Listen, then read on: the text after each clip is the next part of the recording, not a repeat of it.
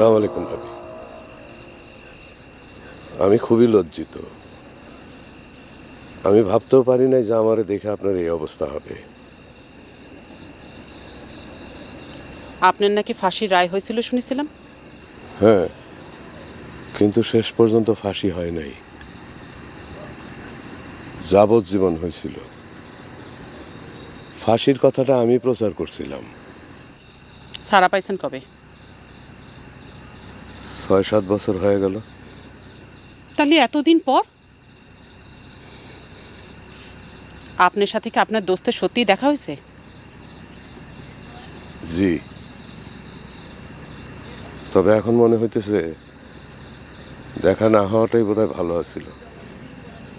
এতদিন পরে আপনাদের কাছে মৃত মানুষটারে কবর থেকে টাইনা বাইর করা বোধহয় ঠিক হয় নাই। আপনার দোস্ত কি আপনাকে এখানে পাঠাইছে? না, সে বরং আমার আসতে নিষেধ করছিল, কিন্তু তারে দেখার পর হঠাৎ করে আমার ভেতরের লাশটা জিন্দা হয়ে উঠল। আমারে আপনি ক্ষমা করবেন ভাবি। এত বছর পর লাশটাক জিন্দা হবার দেওয়া কি ঠিক হয়েছে ভাইজান?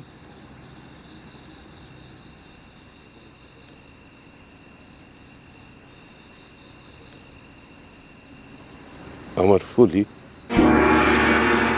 আপনার ফুলি? সে তো ছোটকালেই মরে গেছে। আপনার দোস্ত আপনাকে কয় নাই?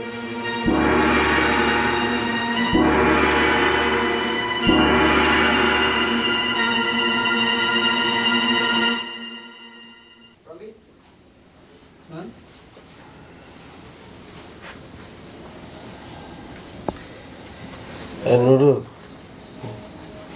নুরু রে, আয় নুরু।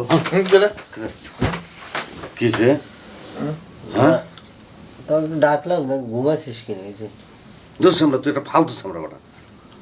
ঘুম ভাঙাই এরপর জিজ্ঞাসা ঘুমাইছি না ফালতু। কথাটা শোনার পর থেকে না মনের মধ্যে কেমন করে যেন একটা অশান্তি ঠেকতেছে, ঘুম আসতেছে না। এর লেগে আমি কি করবো? তোমার কোলে লইয়া ঘুপারে নিয়ে গেলাম বাঁশি বেশি মাথা আতুলেই দেবো? না, সেই ভাগ্য কি আমার আছে?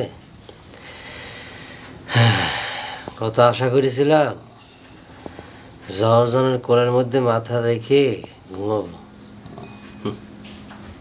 কত হাজার হাজার ষড়যন্ত্র শুরু হয়ে গেছে।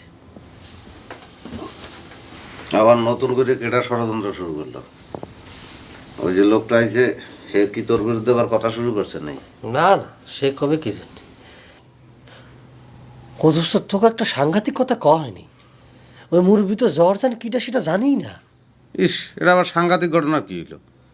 দুজনে বড় বাবু যে কালে হারে দাগা দিছিল, হে মনের দুঃখে চলিয়ে গেছিল, হেকালে জর্জানের জন্মই হয় নাই। এমনভাবে তুই কথা করছিস নুরু, মনে হয় সব ঘটনা তোর সামনেই ঘটেছিল আর তুই খাড়ায় খাড়ায় দেখিস। সব সামনে খারাই দেখা লাগে না বেটা, যে কই হে পরে মিলেই দেখিস। এ বেটা এই পর্যন্ত যত কটা কথা কইছি একটাও মিথ্যে হয়েছে? সব ফলে নাই। সর একটু ঘুরিয়ে আমরা ঘুম ভাঙাই ভেজাল করছি।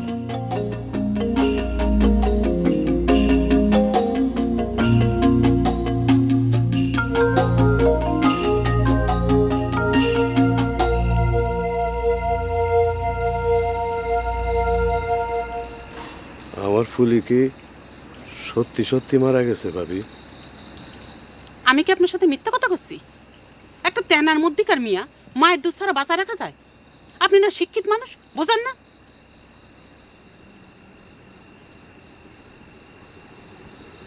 জহরজান কে ভাবি?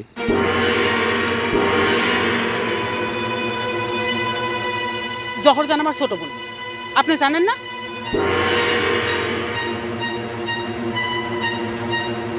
শোনেন, এত বছর পর এসে আপনি কোনো ঝামেলা করবেন না। এমনিতে আমরা অনেক ভেজালের মধ্যে আছি, আপনি কোনো অশান্তি করবেন না।